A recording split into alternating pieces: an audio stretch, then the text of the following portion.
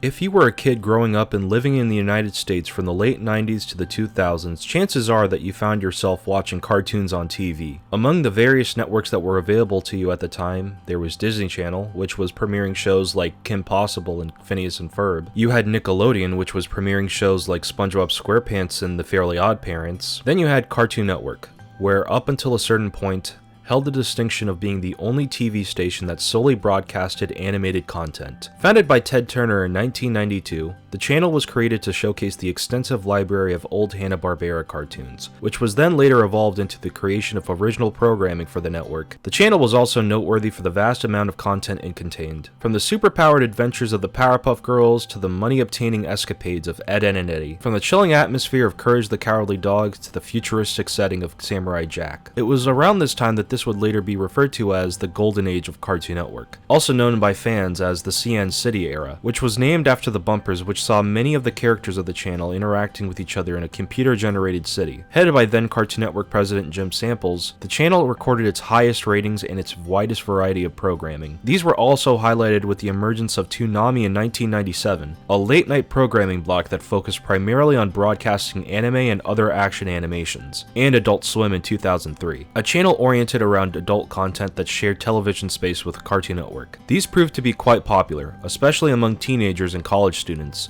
With its extensive assortment of animated content that catered to both adults and children, the network found its way to mainstream public appeal and enjoyed its very own renaissance in the early 2000s. Of course, as the saying goes, nothing lasts forever. Little did everyone know that Cartoon Network was unexpectedly about to stumble in a shadowy period, one that was short-lived but left a lasting impression on the network for many years to come. Bop dee bop, Nickelodeon, bop dee bop, Nickelodeon, yeah. Aside from their animated programs, Disney and Nickelodeon also thrived in producing live-action content as well. Nickelodeon had been pioneering in the live-action arena for much longer, starting all the way back in the late 80s, with shows like Hey Dude and Clarissa Explains It All becoming the earliest examples. The latter especially grew to be a popular show in the early 90s, as it had debunked a long-held belief amongst other networks that children's series that had female characters in the main role would not be popular with young boys. The show would help catapult then-unknown star Melissa Joanne Hart into teen stardom and then helped set the example for many of the future live-action sitcoms on the channel. The people that helped create the show would end up creating other long-lasting content for the channel for many years to come, some of which include All That, Kenan and Kel, Drake and Josh, and iCarly. Aside from the sitcoms, Nickelodeon was able to thrive in the game show department as well. Kids who grew up during the 90s were familiar with such titles as Nickelodeon Guts, Double Dare, Are You Smarter Than a Fifth Grader, Nick Arcade, and Legends of the Hidden Temple. Around the same time, Disney took the opportunity to cater towards sitcoms that resonated with kids and preteens, such as That's So Raven and Sweet Life of Zack and Cody.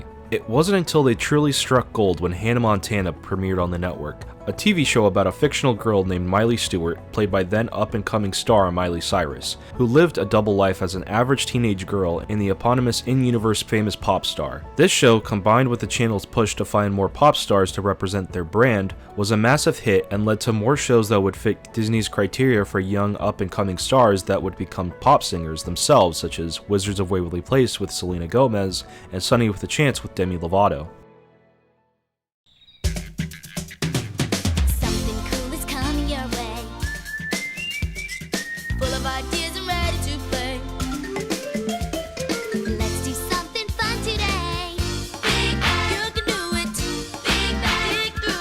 Cartoon Network's history with live-action content actually stems back to the late 90s with the show Big Bag in 1996. The program was targeted towards preschoolers and centered around Muppet characters named Chelly and Bag, who ran a store together and often interacted with various other Muppets and humans. Big Bag was a co-production between Cartoon Network and Sesame Workshop, the non-profit organization responsible for Sesame Street. The show lasted for 2 seasons from 1996 to 1998 and was somewhat successful, even culminating in a crossover episode with Sesame Street character Elmo. Big Bag was the first example of Cartoon Network's entry into live-action content and would not be the last, as several years later, the company would have the opportunity to introduce live-action in a way that competed directly against the competition. All Jimmy Roberts ever wanted was to be popular. That's cool. But now, this boy needs an emergency brain transplant. Everybody wants him for his brain. On December 6, 2006, Cartoon Network released a television film called Reanimated, a hybrid live-action animated movie about a middle schooler who accidentally runs into a train and is given a brain transplant of a former animator. He ends up surviving the operation, but now he can see all the animator's creations in real life, while nobody else can. The TV movie was heavily panned upon release, with nearly everything about it receiving some form of criticism. Despite the negative reception, the film served as a pilot for a television series that would premiere about 9 months later. However, the following 9 months would lead to a series of unexpected surprises for the network, ones that the channel wasn't prepared for, and would significantly alter the company as a whole. Nobody would know it at the time, but 2007 was going to be the most important year in the history of Cartoon Network. My name is Shake Sula, the mic ruler, the old schooler. You want a trip? I'm bringing to you. Five up and I'm all caught, bucky like a cop. Me while you're next working out. Aqua Teen Hunger Force was a show that premiered on Adult Swim on December 30th, 2000 and became a popular staple of the network over time. Known among fans for its surreal and outlandish comedy, it followed the misadventures of anthropomorphic food items who lived together as roommates. Among them were side characters such as the Moonanites, who appeared on the show frequently. The program grew with so much popularity over time that a film adaptation was made. The film, titled Aqua Teen Hunger Force: Movie for Theaters, was to be released on April 10th, 2007, and in order to get people to watch the film, a guerrilla marketing campaign was authorized by Cartoon Network. As part of the campaign, several electronic signs with LED lights were placed in various locations around Boston, Massachusetts to promote the movie around January of 2007. The signs were designed to look like Icknicknocked, one of the Moonanites from the show. However, residents of the city mistook them for improvised explosive devices. The Boston Police Department received numerous calls reporting suspicious devices, and several areas of the city were shut down as a result. The Massachusetts State Police Bomb Squad was also called in to investigate, and they ultimately determined that the devices were in fact not dangerous. On February 5th, 2007, Turner Broadcasting System, the parent company of Adult Swim, agreed to pay $2 million to settle a lawsuit brought by the city of Boston over the incident, $1 million to go to the Boston Police Department, and another $1 million to the Department of Homeland Security. The Moonanite bomb scare was a major embarrassment for Cartoon Network, as the promotional campaign was conducted by the network's marketing department. Cartoon Network president Jim Samples, who had been with the channel since 2001, took responsibility for the incident and resigned on February 9, 2007, citing, "I deeply regret the negative publicity and expense caused to our company as a result of the campaign. As general manager of Cartoon Network, I feel compelled to step down, effective immediately, in recognition of the gravity of the situation that occurred under my watch." Coming in to replace Samples was Stuart Snyder, a media executive and former president of the World Wrestling Federation. Snyder was made president at a tumultuous time where the entertainment industry was rapidly changing and Cartoon Network was undergoing changes themselves, with many of their most popular shows ending, coming close to an end, and many of their best showrunners leaving for other work at other networks, not to mention the Board of Directors of the Writers Guild of America West and the Council of the Writers Guild of America East, acting upon the authority granted them by the memberships, have voted unanimously to call a strike effective 12:01 a.m. Monday, November 5th. The 2007 Writers Guild of America strike was another major factor in the lead up to the changes coming to the network. One of the many reasons for the strike were disagreements over compensations for writers in the digital age, as the usage of computers and digital media was becoming more prevalent in the entertainment industry. Writers were concerned that they would not receive fair pay when it came to content that was distributed to the internet. The Alliance of Motion Picture and Television Producers, on the other hand, argued that the market for digital media was still evolving and that it was too early to make significant changes to their compensation structure. The strike lasted from November 5th, 2007 to February 12th, 2008, and affected the production of many movies and television shows around this time, including those from Cartoon Network Studios, with the most evident example of that being Out of Jimmy's Head. Let's see if you can tell what's wrong with this picture. The chick from Planet Attitude is my sister. My mom could help, but she's in space at the moment. Dad isn't qualified to counsel a grown-up. Bam! I didn't see that train. Now I've got cartoons coming out of my brain. No one can see them, so it's hard to explain it. On September 6, 2007, Out of Jimmy's Head premiered on the network and was met with equally negative reception as Reanimated was. The show ran for one season and wasn't renewed due to the strike. Out of all the shows on Cartoon Network, this was the one that was the most affected by the writer's strike. The season was oddly split into 2 seasons when it originally was just 1. Cartoon Network had premiered 12 episodes normally in September, but later aired 13 through 20 into March 2008. Many attribute the series hiatus due to the ongoing writer's strike at the time, as they believe that the writing of the series series had been interrupted. As it turns out, it wasn't the writing that was interrupted, however, the strike did prevent the writers from being involved in the editing and post-production. This couldn't ever be more highlighted with the infamous decision to include a laugh track in the series starting in episode 8. I did it! High five! Whoa, whoa, whoa, whoa! He's the man! Due to the unpopularity of the series and the channel erasing the show from all streaming services, most of Out of Jimmy's Head is partially lost media. As of 2023, only 10 episodes of the show can be viewed online entirely, while episodes 12 through 20 can only be watched in foreign language dubs. The rest of the episodes that were originally dubbed in English remain lost. Though many saw Cartoon Network's dip into live action as a failure, Stuart Snyder, the newly appointed president of the television network, did not. Snyder would double down and decided to greenlight more live-action content into the program. Wanting to compete with Nickelodeon and Disney and their sitcoms, Cartoon Network would introduce their most daring slate of content.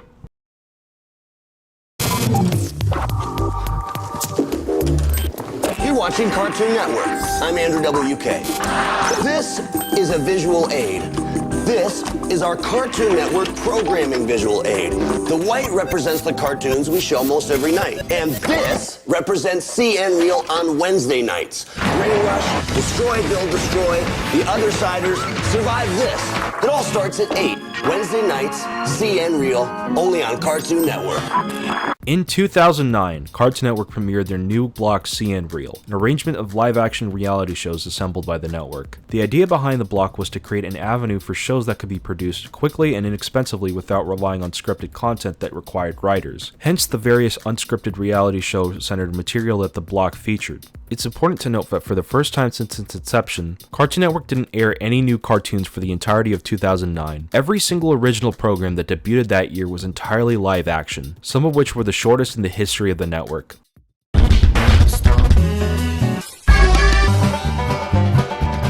Bobbe Says was a live-action clip show in the vein of America's Funniest Home Videos and Tosh.0, with commentary provided by actor and host Bobby J. Thompson. The show would feature various fail videos from the internet. Not much is known about Bobbe Says, as it would end up being the shortest live-action series alongside Brain Rush, with it being cancelled only after 6 episodes. At one point, the series was available to view in its entirety on the iTunes Store, but has since been removed by Cartoon Network and remains lost media. As of 2023, the only episode that has been found is the first one, where Bobby goes to pro skater Tony Hawk's warehouse.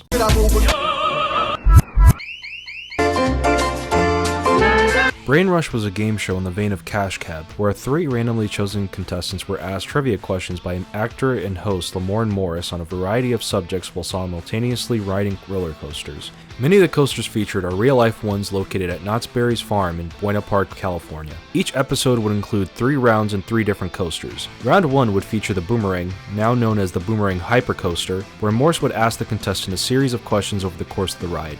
Anytime a question would be answered correctly, the contestant would earn $25. The 2 contestants that earned the most money would advance to the next coaster, while the contestant that earned the least amount of money would be eliminated and be paid with the winnings immediately. In the event of a tiebreaker question with a numerical answer would be asked. The player who guesses the number correctly or is closest to the answer would move on. The second round would involve the contestants riding the silver bullet. This round came with a gimmick. The remaining 2 players would decide one of 2 games to be played while riding the coaster. Both games would be hidden in 2 colored envelopes. The player that earned the least amount from the first round would pick which envelope to pick first. Streetwise, a game in which Morse tells the player 5 letters of the alphabet during the ride. At the end of the ride, the player must remember the same 5 letters. Each letter that would be recalled correctly would be worth $50. In addition, the player must also unscramble them into a slang word based on a clue given by the host. If the player is able to unscramble the word in under 30 seconds, they win another $50. Regurgitator, a game in which the player is told a short story by the host as the coaster moves up the lift hill. The player is then asked 6 questions about the story over the course of the ride. And finally, Represent, a game in which during the ride, the host will tell the player 3 random words and that there are 3 random pictures shown around the park. After the ride was over, the contestant had to list any of the words or pictures for, you guessed it, $50 each. The money from both rounds are combined, and the person with the most money at the end of the round wins the game. The losing contestant, just like the losing contestant from the first round, would be paid their winnings immediately. If the event ends in a tie at the end of round 2, a numerical question is asked in a similar manner to round 1. The third and final round featured Accelerator, aka Muttermouth. Prior to the start of the final round, the player would be given a choice to eat a fast food item prior to entering the ride for a chance to earn an extra $100. The player must eat the entire food dish in order to get the extra cash. In the final round, the host asks the player questions with multiple answers from a category the player is choosing. The 4 categories would range from sports, superheroes and comic books, TV and movies, and general knowledge. The player must get as many questions correctly as possible during the course of the ride. The first question would be worth $50, and every additional correct answer would be worth $50 more than the previous one. After the ride is over, the player would have the option of keeping their winnings or risking half of it for one final question. If the player chooses to risk half of it, they must sit in the coaster to answer the question. If they answer the question correctly, their winnings double and their coaster takes off immediately. If they answer the question incorrectly, their winnings are cut in half. In the latter, the host would still offer if the player wanted the ride to take off. The $100 they earned if they participated in eating the fast food item wouldn't be effective if they answered right or wrong. Like Bobbe Says, Brain Rush was cancelled after 6 episodes. Out of the 6 episodes that aired on Cartoon Network, only 5 of them can be found on the internet, with only a small clip of the 6th episode remaining. Yes, but what? Good night, Steve. The singers, they just say, yeah, yeah. Survive This was a reality show in the vein of Survivor, but instead of adults, children would take their place. The program was a Canadian production and hosted by Canadian survival expert and filmmaker Les Stroud. Stroud was best known as the creator and host of the television series Survivor Man, a show in which Stroud uses his knowledge and survival skills to survive alone in remote environments with little food, water, or shelter. The success of Survivor Man allowed Stroud to pitch Survive This to 9 Story Entertainment, a production company located in Ontario. Originally titled Survivor Man Kids Edition, the earliest concept for the series was to create 2 teams with teenagers and pit them against each other. However, the concept would be later changed to just include a single group of teenagers surviving in the wilderness for 3 weeks. Survive This, unlike other reality shows, did not have prizes or other rewards for the contestants. Rather, the producers of the series wanted the players to leave the show with the knowledge and satisfaction that they were able to survive the various challenges thrown their way. Stroud was against the idea of eliminating contestants with a vote or winning immunity by completing a challenge, arguing that the dynamic of the show would shift from the survival aspect to the backstabbing social network of other reality shows.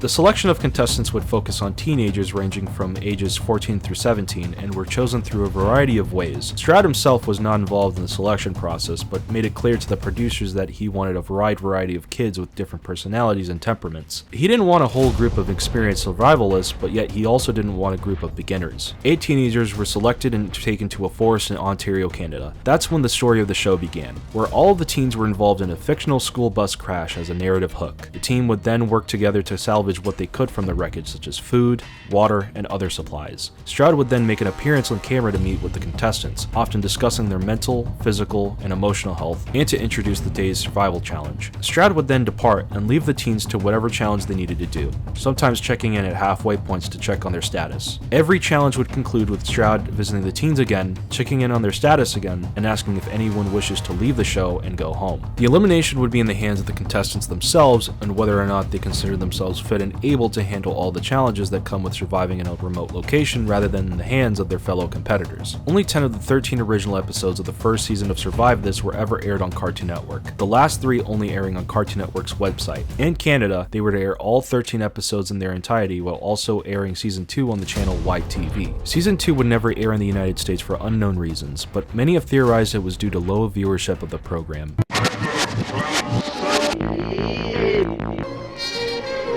The Outsiders was a paranormal reality show in the vein of Ghost Hunters. The show followed a group of 5 teenagers who were interested in paranormal investigation and exploring places that were considered to be haunted to see if they have any evidence of ghosts. Many of the places they visited were located throughout Southern California. Some of these places range from an abandoned movie set in Santa Clarita to the Morey Mansion in Redlands. The group, which consisted of lead investigator Riley, group webmaster Sam, tech manager Zach, case manager Casey, and researcher Jackie, would collectively get together and go to each site hoping to discover ghosts or other paranormal activity. Often their investigations would lead them to strange and ominous discoveries, such as objects moving around, odd noises, or other chilling occurrences. After they finished their investigations, the group would gather to discuss and decide whether the place they visited was haunted or not. While the series was rated poorly, it was actually one of the few shows to garner more than 1 season in its run, as after the first season aired from June 7th to August 26th of 2009, a second season ran a couple months later throughout October of that year.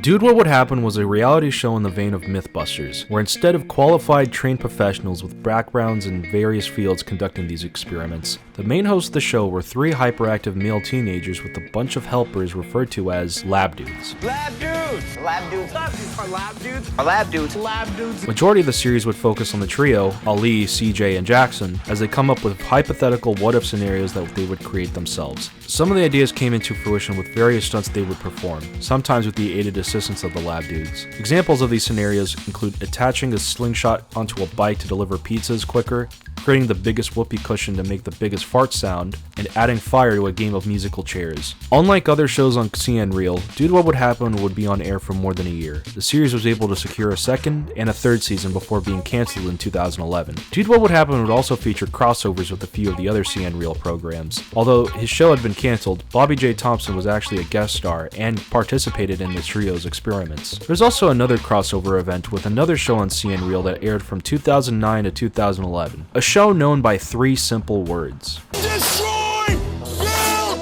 Destroy! Destroy, Build, Destroy was an original game show hosted by Andrew WK, a musician and actor known for his larger-than-life personality. A perfect choice for the series, as he himself was as explosive as the various items that were blown up over the course of the show. WK was chosen as he knew the show's creator Dan Taberski, who he met while Taberski was working on The Daily Show. When Taberski had moved to Hollywood and began working with Cartoon Network on a new show concept, he would meet with WK again on a new project that revolved around destroying random objects, building vehicles from them, and destroying them again. The project was eventually greenlit, and all it needed now was a host that could match the energy of what was being presented on screen. Enter the rambunctious Andrew WK. He already had a history with Cartoon Network as he appeared on Aqua Teen Hunger Force, so he had already been familiar with the company prior to the creation of Destroy, Build, Destroy. It's important to note that the network heavily marketed this show the most out of any of the other CN Real programming, as WK often appeared in commercials promoting the block. The premise of Destroy, Build, Destroy was simple. Destroy parts, build parts or vehicles using the destroyed items and use them for some kind of challenge, and then destroy them parts again. The game show featured 2 opposing teams usually grouped by a theme or common interests. They would be tasked by WK to build a type of vehicle using the broken parts of a car. Their vehicles would then face each other in a challenge using whatever add-ons they were required to put on.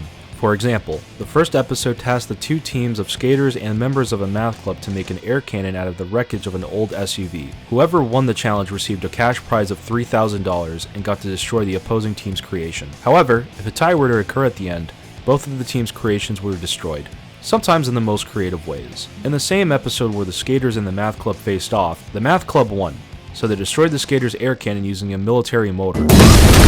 In the following episode, the losing team's creation was destroyed by a remote-controlled explosive. And the episode after that, a bazooka. The series had become a staple of CN Real, with Andrew WK becoming the unofficial mascot. Destroy, Build, Destroy aired from June 10, 2009 to September 21, 2011. During its run, the show would feature prominent guest stars.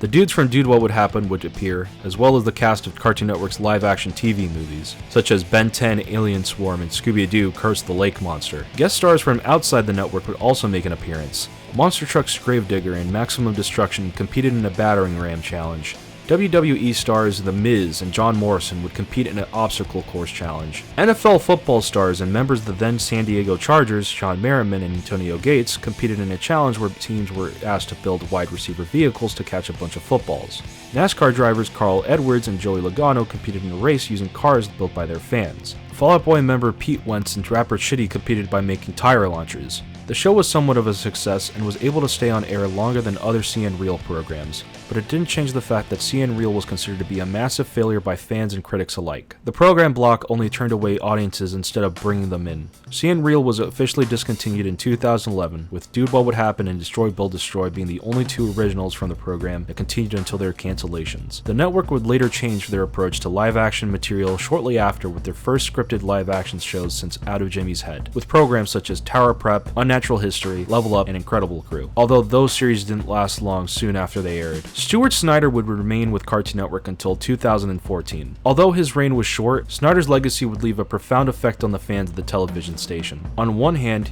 he had pushed forward with CN Real in a move that damaged the reputation of the channel. On the other hand, Snyder greenlit programs such as Adventure Time and Regular Show. These would end up becoming popular series of the channel that went on to become staples for a new generation of fans.